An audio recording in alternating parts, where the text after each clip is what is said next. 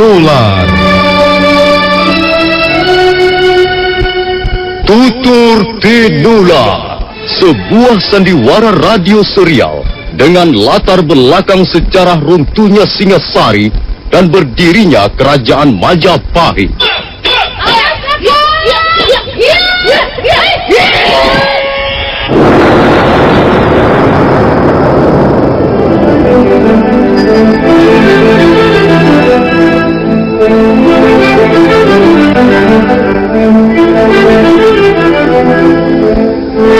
Naskah ditulis dan diolah oleh S. Tijab, hiasan musik dan sutradara C. Ispriyonoka. Kali ini mengetengahkan episode ke-18 dengan judul Dendam Lama dari Kurawan. Dalam seri ke-515 ini didukung oleh para pemain M. Abud sebagai Arya Dwi Pangga, Wahyu Chandra sebagai Ki Buyut, Margaret sebagai Dewi Sambi, Agus Purnama sebagai Purusa, Ignatius sebagai Jampana, dibantu oleh Tato dan Mucus sebagai orang desa, dan Asdi Suhastra, pembawa cerita. Selamat menikmati. Pendekar syair berdarah baru saja akan beranjak pergi ketika telinganya menangkap desingan angin kencang. Dia buru-buru menarik kembali kakinya. Sebuah senjata tajam terbang melesat menyerempet pundaknya sebelah kiri.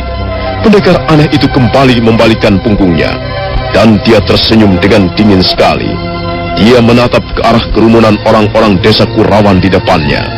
Berani sekali orang itu melakukannya.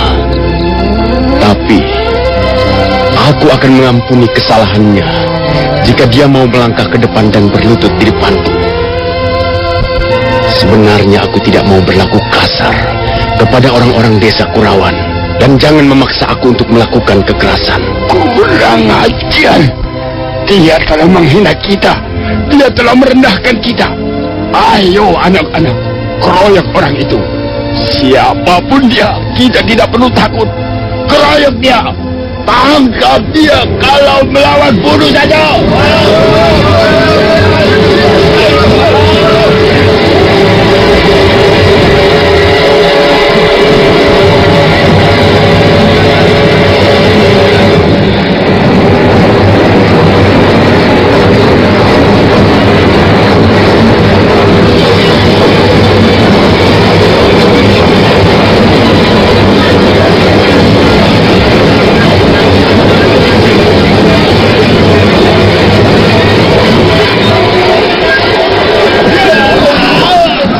Begitu Ki Buyut Tepu Serana selesai berteriak, serentak warga desa Kurawan menyerbu ke arah pendekar syair berdarah. Maka terjadilah pertarungan sengit. Orang-orang desa Kurawan berusaha mengepung dari berbagai jurusan. Tapi karena pada dasarnya mereka tidak mempelajari ilmu kanuragan, maka apa yang mereka lakukan hampir tidak ada artinya bagi pendekar syair berdarah.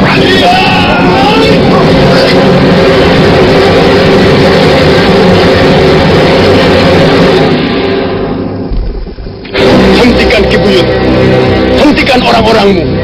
Sebab kalau tidak, akan terjadi banjir darah di tempat ini. Kau tidak perlu menggertak kami. Lebih baik kami mati daripada harus dihina seperti ini. Orang-orang Kurawan bukanlah orang-orang pengecut. Kami harus membela kehormatan dan martabat desa kami. Jangan bodoh Ki Buyut. Dan jangan berlaku sombong di depanku. Hal itu tidak akan ada gunanya sama sekali. Lebih baik kau bawa orang-orangmu pergi dari tempat ini. Kalian tidak perlu takut, sebab aku tidak akan mengganggu kalian. Dan kalian harus merasa bersyukur karena menjadi warga desa Kurawan. Aku berhutang budi pada desa ini.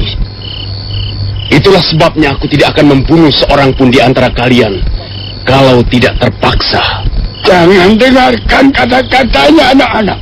Ayo, serang lagi. Ayo, sergap bodoh itu. Sabunkan pedangmu. Ya, robong. Ya, ayo.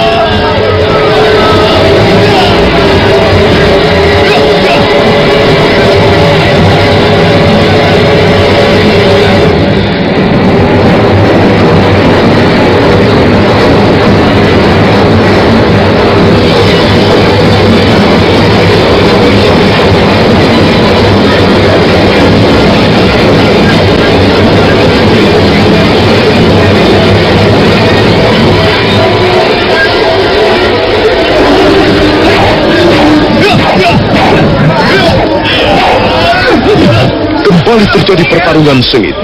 Pendekar syair berdarah sama sekali tidak berusaha memberikan perlawanan. Dia hanya menghindari serangan-serangan lawannya dengan berlompatan ke sana kemari. Sekali waktu dia melompat tinggi dan jungkir balik di udara untuk menghindari sambaran pedang ataupun lemparan pisau. Setelah beberapa saat lamanya, nampak pendekar syair berdarah mulai berdarah. Apalagi ketika luka di pundak kirinya terus mengucurkan darah. Tiba-tiba dia melompat tinggi sambil berteriak nyaring.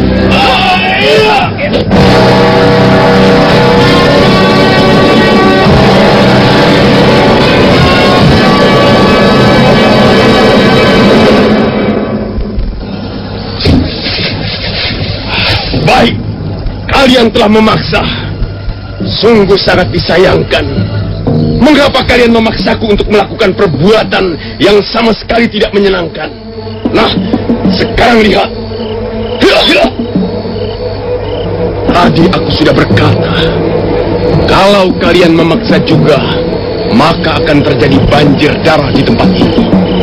Dan kau yang harus bertanggung jawab, Ki Buyut. Besok pagi, bagi kalian yang dapat menyelamatkan diri, akan melihat banyak janda bertangisan. Dan itu sama sekali bukan karena kesalahanku. Itu karena kebodohan kalian sendiri. Ayo, majulah. Jangan takut, anak-anak. Itu hanya sebuah gertakan. Kita pasti akan dapat meringkus orang ini. Dan kalau kita dapat menangkap pembunuh dan perusuh desa ini, maka kita semua akan mendapat hadiah dari pemerintah Majapahit. Ayo anak-anak, tangkap orang itu!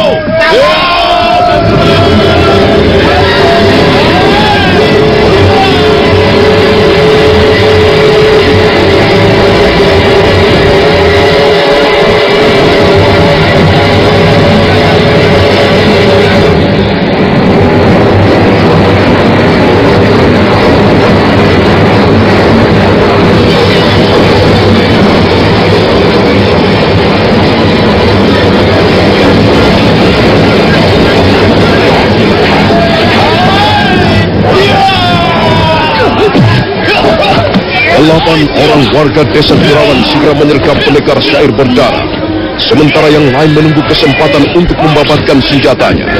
Ki Buyut Tepu Serana sendiri tidak mau tinggal diam. Dia berusaha mencuri kelengahan lawannya. Tapi apa yang kemudian disaksikannya adalah suatu peristiwa yang sama sekali tidak masuk akal di mata seorang warga desa biasa. Pendekar syair berdarah bergerak dengan cepat sekali. Dua bilah pedang kembarnya mendesing ke kiri dan ke kanan. Dan dalam waktu singkat, dia sudah berhasil merobohkan beberapa orang warga desa. Ki Buyut Tepu Serana terkejut melihat beberapa orang warga desanya menggelepar bersimbah darah. Hatinya menjadi kecut, tapi pendekar syair berdarah terus mengamuk dengan hebat. Dan korban berikutnya pun segera berjatuhan.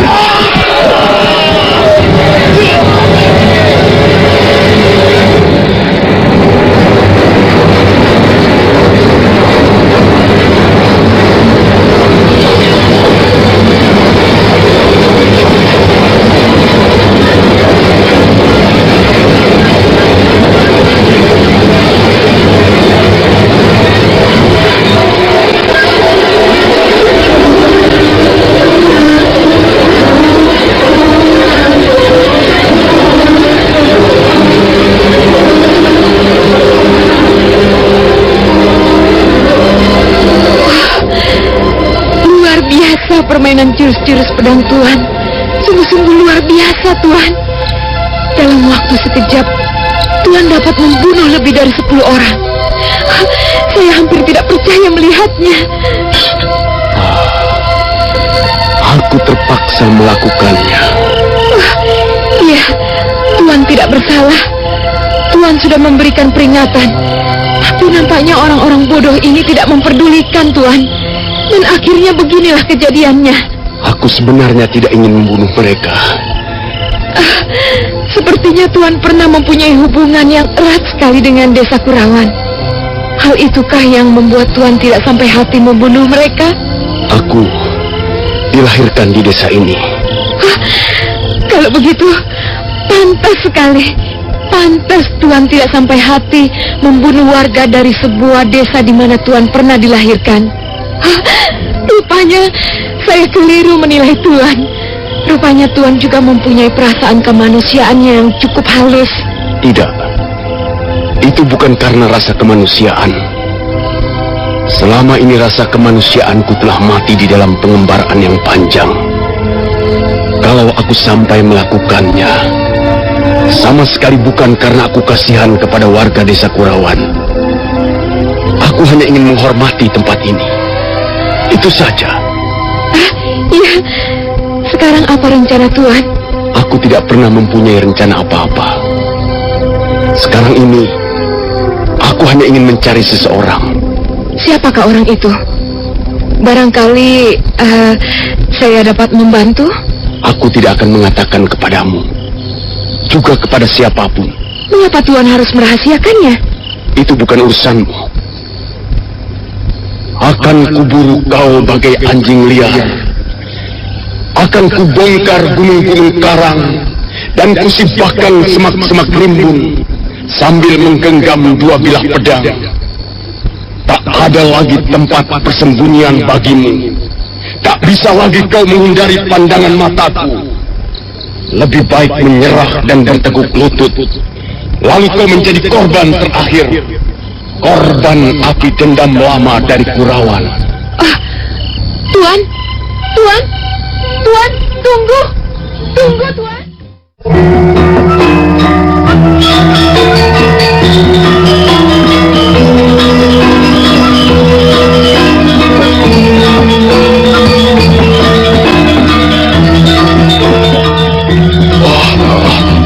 Bagaimana Ki Buyut? Apa yang akan kita lakukan sekarang? Iya Ki Buyut, 12 orang warga desa kita terbunuh Ki Buyut. Jelas pendekar itu adalah pendekar sair berdarah Ki Buyut. Aku bingung. Aku tidak tahu apa yang harus kulakukan. Waduh, begitu melihat orang itu memainkan jurus-jurus pedang dan melihat tubuh bergelimpangan bermandikan darah, barulah aku percaya bahwa memang sebenarnya dia adalah pendekar sair berdarah yang menghebohkan itu. Iya. Luar biasa sekali permainan pedangnya. Dia membunuh manusia seperti menempuk seekor lalat. Benar Ki Buyut. Kalau Ki Buyut tidak segera menarik tanganku, wah, barangkali aku pun ikut menjadi korban. Sudahlah. Yang penting kita jangan sampai membocorkan peristiwa malam ini menjadi cerita di mana-mana. Iya. Ingat baik-baik, kalau sampai pemerintah Majapahit tahu bahwa pendekar sair berdarah mempunyai hubungan dengan desa Kurawan, maka kita semuanya akan mendapat kesulitan. Kita bisa dituduh bersekongkol dengan manusia serigala itu. Iya. Sudahlah, sekarang kita pulang saja. Lalu bagaimana dengan mayat teman-teman kita Ki Buyut? Apa kalian berdua berani datang ke sana lagi untuk mengurusi mayat-mayat itu? Tidak. Barangkali kau berani. Ayo. Aku sih masih cukup waras. Aku masih ingin berkumpul dengan keluargaku di rumah. Gila. Sudah. Sekarang kita pulang. Besok pagi baru kita mengurusi mayat-mayat saudara-saudara kita itu.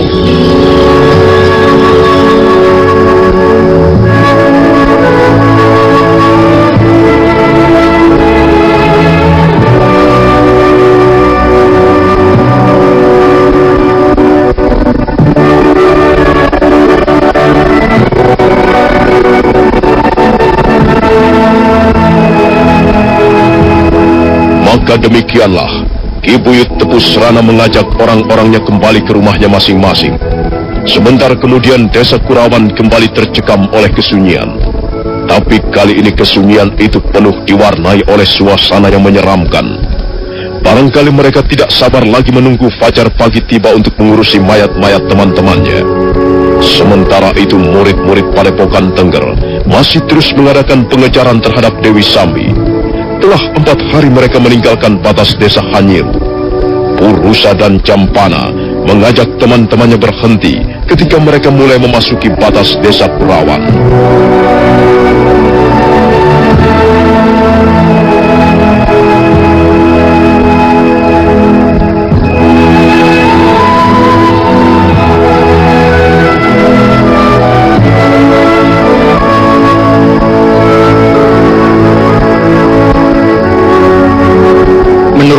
Jadi, sekarang kita sudah tiba di perbatasan desa Kurawan. Ya, kita tidak boleh putus asa, Kakang Purusa. Kita harus dapat menemukan perempuan jahanam itu. Kita harus membuat perhitungan dengannya. Benar, Adi Jambana. Nampaknya orang yang bernama Arya Kamandanu itu masih merajalela. Berita yang tersiar di desa-desa mengatakan bahwa dia mengambil sebutan pendekar syair berdarah. Sombong sekali orang itu. Sombong dan kejam. Apa maunya membunuh orang-orang yang tidak bersalah? Kukira dia hanya ingin menunjukkan betapa hebat ilmunya.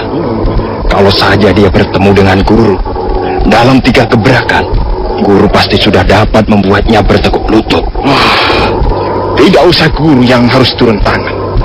Kita murid-muridnya pun tidak boleh gentar menghadapinya. Pokoknya, dia sudah berhutang nyawa pada Padepokan Tengger. Dan untuk itu, dia harus membayar dengan nyawanya kepada kita. Bagaimana sekarang? Kita lanjutkan perjalanan. Ya, sebaiknya begitu. Kita bisa istirahat sejenak di desa Kurawan. Lihat.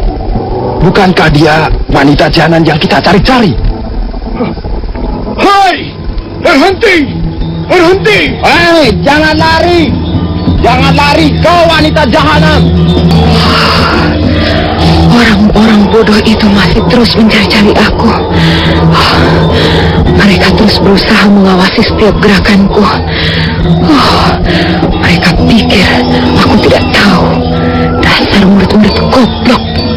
Sebentar lagi mereka akan masuk perangkap dan binasa di tangan pendekar syair berdarah. Hai! Berhenti! Berhenti kau wanita jahanam!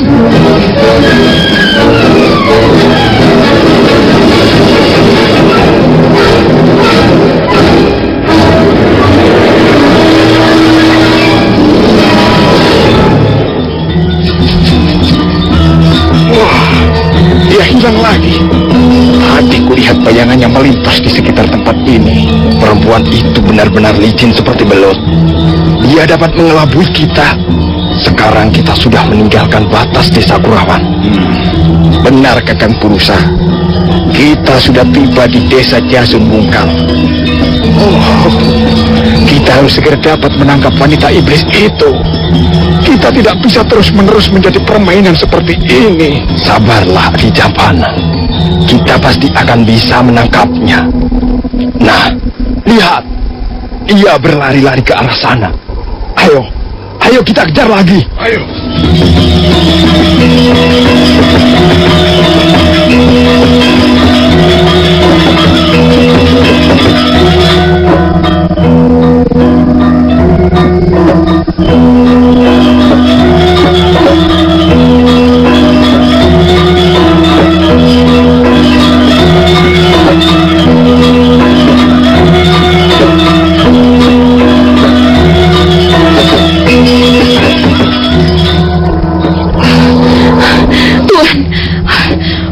Datang lagi, Tuhan. Mereka masih terus mengejar saya. Tolonglah, Tuhan. Tolonglah saya, Tuhan. Kau masih juga mengikuti aku. Saya sangat mengharapkan pertolongan Tuhan. Siapa lagi yang akan menolong saya kalau bukan Tuhan? Saya memang mempunyai sedikit ilmu kanuragan, Tuhan. Tapi saya tidak akan sanggup mengalahkan mereka. Jumlah mereka sangat banyak. Dan mereka semuanya membawa senjata tajam, Tuan. Diamlah.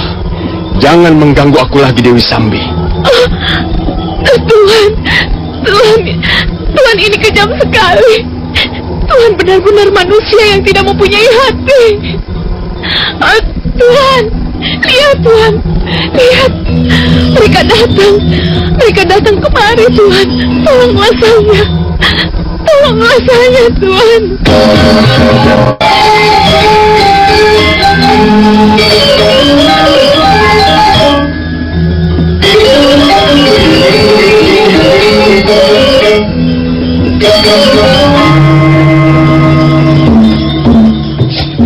Nah, perempuan jahanam, mau lari kemana kau? Sekarang kau harus binasa di tangan kami. Kau sudah berhutang nyawa kepada kami. Oh Tuhan, Tolonglah saya. Lihatlah, mereka akan membunuh saya. Kau tidak perlu merengek-rengek minta bantuan kepada orang lain, Dewi Sambi. Ya, tidak akan ada seorang pun sudi menolong wanita iblis seperti dirimu. Tuhan, sampai hatikah Tuhan membiarkan saya menghadapi orang-orang itu sendirian? Tuhan, tolonglah saya. Tolonglah saya. Cabutlah pedang kembarmu itu, Tuhan. Dan babatlah mereka semuanya, Tuhan. Bunuhlah mereka semuanya. Mereka orang-orang jahat. Mereka hanya berani berhadapan dengan wanita, Tuhan. Adi Jambana, tunggu apa lagi? Ayo, sikat dia. Jangan beri kesempatan dia lolos. Kali ini kita harus berhasil membunuhnya. Ya.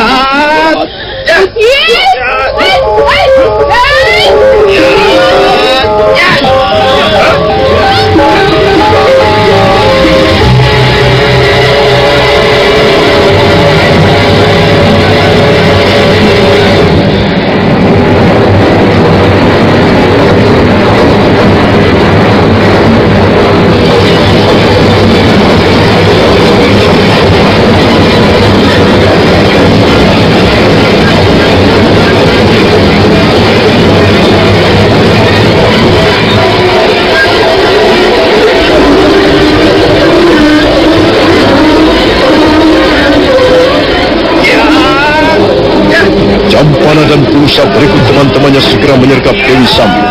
Mereka mengepung Dewi Sambi dari berbagai jurusan. Dewi Sambi terpaksa melayani mereka sambil sekali waktu mengirimkan pukulan balasan. Dia sengaja untuk tidak bertarung dengan sungguh-sungguh. Dia ingin memancing rasa iba dari pendekar syair berdarah agar mau turun tangan menolong.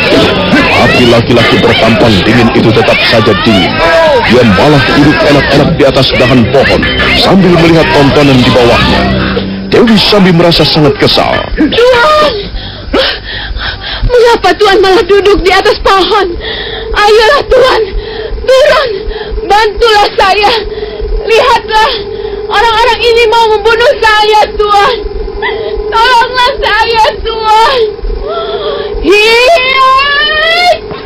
Pertarungan berlangsung dengan seru. Dewi Sambi berlompatan ke sana kemari. Jampana dan Pulusa terus memburu. Tapi mendadak pendekar bertampang dingin melompat dari dahan pohon. Dan pada saat yang hampir bersamaan, dua orang murid padepokan Tengger roboh sambil mengerang kesakitan. Kurang ajar. Siapa ini? Mengapa turut campur urusan kami?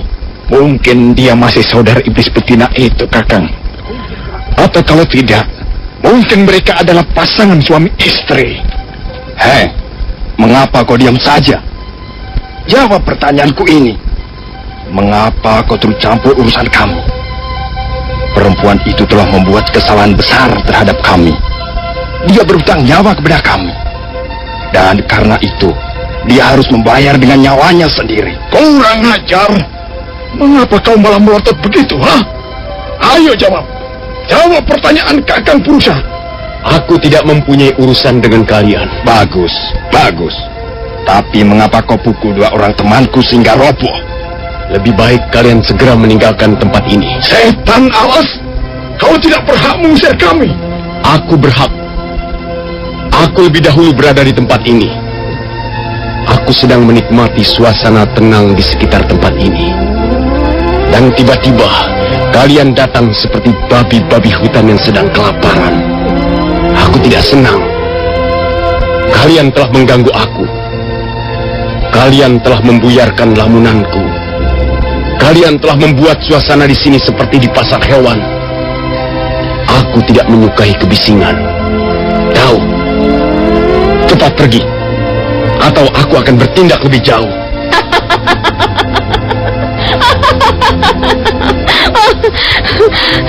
Kalian dengar apa yang baru saja dikatakannya? Mengapa kalian masih juga berdiri di situ?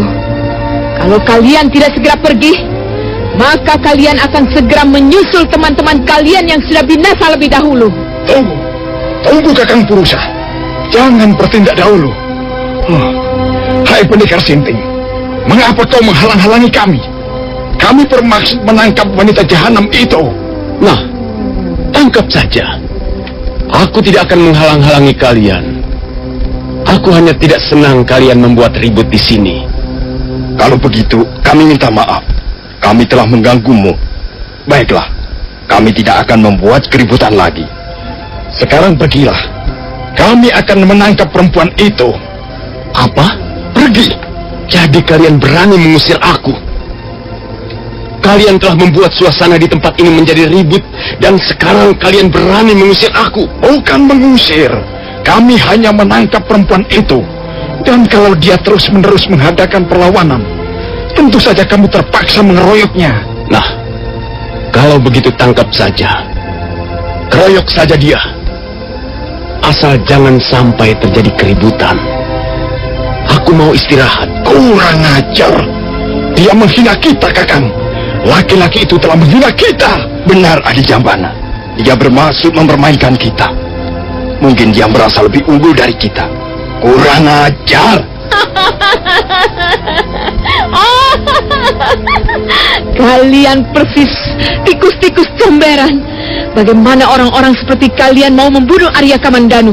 Begitu mendengar Dewi Sambi menyebut Arya Kamandanu, tiba-tiba pendekar syair berdarah tersentak.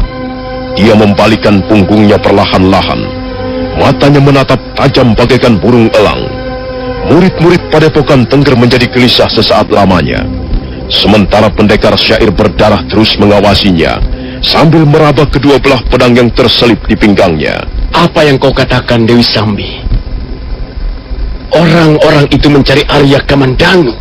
Benar, Tuan. Mereka bermaksud membunuh Arya Kamandanu. Apa benar begitu? Apa benar kalian bermaksud membunuh Arya Kamandanu? Ya, benar. Tapi sebelum membunuh Arya Kamandanu, kami akan lebih dahulu membereskan perempuan jahanam itu. Kalau begitu aku terpaksa berurusan dengan kalian. Kami tidak peduli. Siapapun orangnya yang bermaksud menghalang-halangi kami, maka kami akan terabas. Kami akan terjang. Ketahuilah, nyawa orang yang bernama Arya Kamandanu sangatlah mahal. Dia ibarat seekor burung merak dengan bulu-bulu emas. Apakah kalian akan mampu membayarnya? Apa pedulimu? Kami sanggup membeli nyawa Kamandanu dengan darah kami. Kukira darah kalian terlalu murah harganya. Jika dikumpulkan darah kalian, tidak akan bisa untuk membeli nyawa Arya Kamandanu. Mungkin kalian harus belajar beberapa tahun lagi sebelum merasa pantas untuk berhadapan dengan Arya Kamandanu. Persetan! Mungkin kau tidak tahu siapa kami. Kami adalah murid-murid dari Padepokan Tengger. Kami adalah murid Wong Agung. Kami adalah murid Guru Jana Mahadwija. Kalau begitu Wong Agung, guru kalian telah bertindak ceroboh. Mengapa murid-murid seperti kalian, murid-murid yang masih ingusan, yang belum paham tata cara ilmu perkelahian, sudah diizinkan turun gunung? Benar, guru kalian itu sudah bertindak gegabah. Dia bukan guru yang bijaksana. Kau tidak perlu. Tutup mulutmu. Kalian tidak perlu lagi bicara. Purusa tidak lagi meneruskan kata-katanya, dan semua terdiam. Suara laki-laki bertampang dingin itu menggelegar bagaikan guntur di siang hari. Suara itu terdengar sangat menyakitkan gendang telinga. Suara yang bernada ancaman, penuh diwarnai kekejaman. Dengar baik-baik. Kalau kalian masih tetap berniat ingin membunuh Arya Kamandanu, lebih dulu kalian harus dapat membunuh pendekar syair berdarah.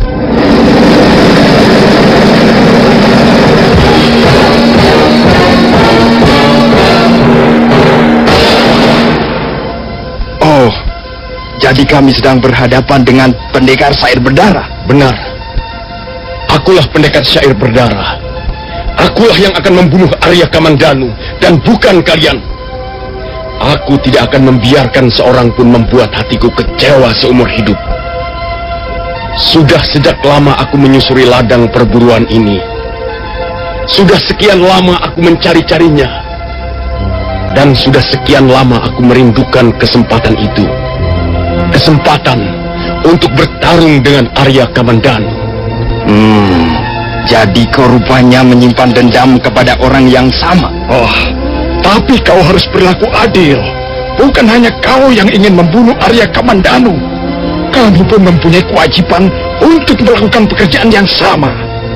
Arya Kamandanu sudah membunuh beberapa orang sahabat kami di Padepokan Tengger. Karena itu, kami harus membalas dendam. Dewi Sambi. Iya, Tuan. Kau minggirlah sebentar. Berdirilah di bawah pohon sana. Biarlah aku yang akan membereskan orang-orang ini. Kakang Purusa, nampaknya kita mendapat hambatan lagi, Kakang. Tidak perlu takut Adi Jampana. Ayo, bersiaplah. Ayo, kalian semuanya bersiap siaga. Kalau memang orang ini membuat kesulitan, kita terpaksa membereskannya. Orang-orang yang malang.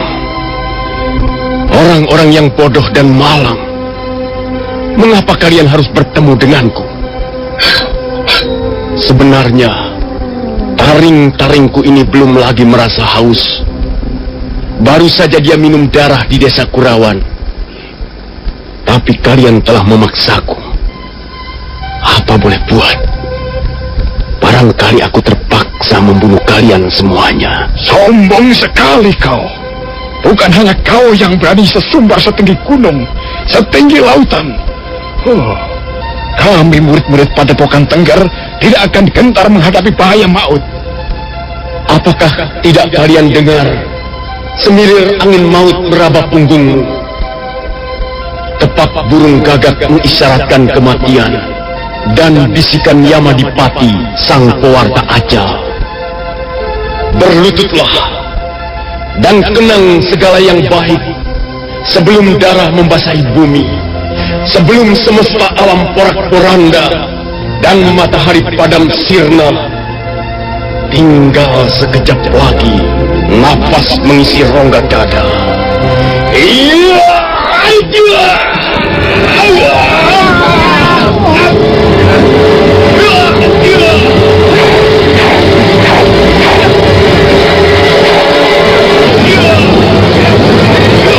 Murid-murid Padepokan Tengger terkejut melihat datangnya serangan yang begitu cepat.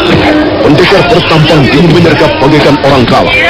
Bunyi pedangnya berdesingan menimbulkan rasa sakit di ulu hati. Dalam waktu yang tidak terlalu lama, 5 orang murid Padepokan Tengger sudah dibuat roboh bersimbah darah. Jampana dan Purusa menjadi gugur, tapi mereka tidak bisa berbuat apa-apa selain berusaha mempertahankan diri. Sementara pendekar bertampang dingin terus memburu mereka. Diam-diam Dewi Sambi tersenyum dalam hati. Ia sangat mengagumi keterampilan dan kecepatan permainan pedang pendekar bertampang itu. Wanita pendekar itu duduk di atas akar pohon sambil terus mengawasi jalannya pertarungan. Tunggu! Hentikan! Ada apa Adi Jampana? Mengapa harus kita hentikan? Kita semua akan terbunuh, Kakang Purusa. Orang itu mempunyai tingkat ilmu kanuragan jauh di atas kita, Kakang. Kita semua dapat dibinasakannya dengan mudah. Tapi dia sudah membunuh beberapa orang teman kita. Apakah kita harus menyerah begitu saja? Di sebelah kanan jurang, di sebelah kiri sumur yang dalam, di depan menganga ruangan kosong tak bertepi. Di belakang, bayangan masa lalu yang mengerikan. Ditelan menjadi racun, dimuntahkan menjadi api. Memang tak ada pilihan lagi. Keadaan yang gawat sudah menjepit dirimu. Mundur, ajur, maju takut. Sekarang semuanya sudah terlambat. Kalian tidak bisa lagi menyerah. Menyerah ataupun tidak akan sama saja. Kalian harus binasa di tangan pendekar syair berdarah. Dan ketahuilah, kalian bukanlah orang pertama dari murid-murid Padepokan Tengger yang menjadi korbanku. Kalian pasti kenal dengan baik siapa itu Jana Lalung. Kakang Purusa, Ya, mungkinkah dia yang telah dikungsuan di Padepokan kita? Dia menyebut Kakang Jana Lalung. ya. Akulah yang membunuh Jana Lalung. Aku juga yang membinasakan Sudra Palong. Bagaimana? Kurang ajar. Ayo Adi Jampana, kita sudah kepalang basah. Lebih baik mati berkalang tanah. Ayo kita bertarung habis-habisan. Iya.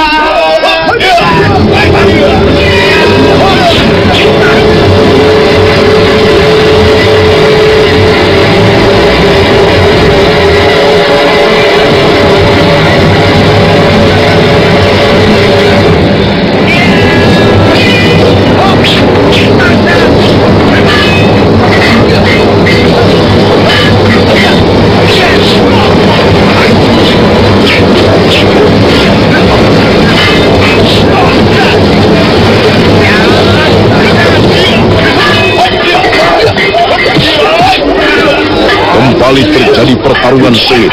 Kali ini murid-murid padepokan tengger bertarung habis-habisan. Jampana dan berusaha mengamuk bagaikan orang gila. Dia terus menerjang pendekar bertampang dingin dengan membabi buta.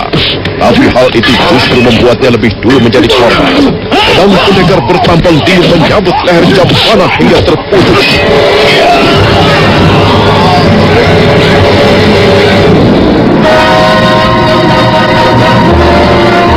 Nah, saudara pendengar, bagaimanakah kisah selanjutnya? Ikutilah terus drama radio serial Tutur Tinular.